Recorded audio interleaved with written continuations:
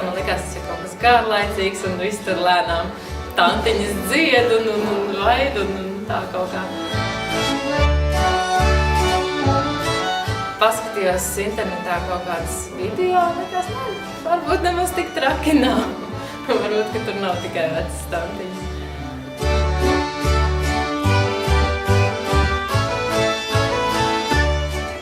Kā es to vairāk uztveru, tas ir agrāko laiku cilvēku kaut kādas mākslinieckās izpausmes. Es zinu, ka šī nav vārda folklora definīcija, bet mūzika, dejas vai kā tam līdzīgi, un viņa kaut kāda estētikas izjūta, kas man ļoti patīk. Man patīk to pētīt un kaut kā izzināt un praktizēt.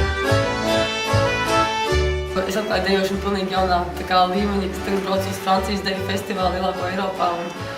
Jā, tas ir mans gada festivāls, citiem tur pozitīvs vai kas, es pēc braucu uz Francijas festivālu. Vai tāds ģikšu danču naktis, ko es braucu 7 gadus pilnīgos laukos nekurienē. Tāds kultūras nams, un es tur katru gadu braucu. Bija Slovenija Erasmus, es speciāli atbraucu. Nevis Ziemassvētkiem, bet uz savu pasākumu. Tik daudz tas man nozīmē. Dandara atnāca pie mums, nevis pie Dandariem. Dandaros ļoti labi iemācījos pieņemt cilvēkus. Nevis viņus pārveidot pēc sava viņiem līdzības, kā man liekas, kā būtu jābūt pareizi, bet tur es iemācījos saskatīt cilvēkos viņu stiprās puses un izmantot un izcelt tās puses. Nav bijusi tā situācija, ka septembrī atnāk 3-4 cilvēkus uz mēģinājumu.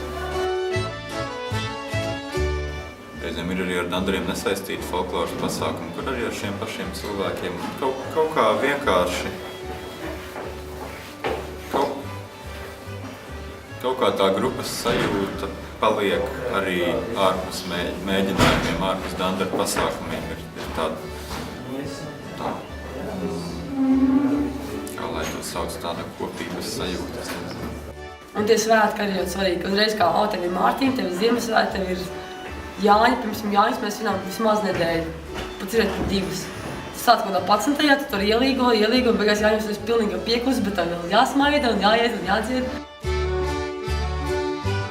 Vismaz tā skatoties uz vecajiem bukiem, kuri ir izgājuši, kā saku, Dandaru skolu, un kādi viņi ir palikuši kā personības, tad skatoties uz viņiem, man patīk viņu tā brīvības sajūta, tas radošums, un ka viņi spēj jebkurā vietā viņiem ir ko darīt, dziedāt, dejot, viņi spēj uz līdzenas vietas, viņi spēj uzrīkot tusiņu.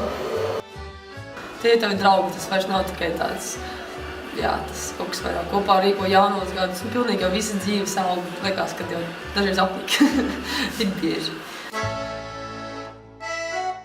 Tas ir tā kā ģimenē, liekas, viss eju projām, vairs neko negribu, viss ir apnicis, bet kur tu tālu aizies un ģimene paliek ģimene.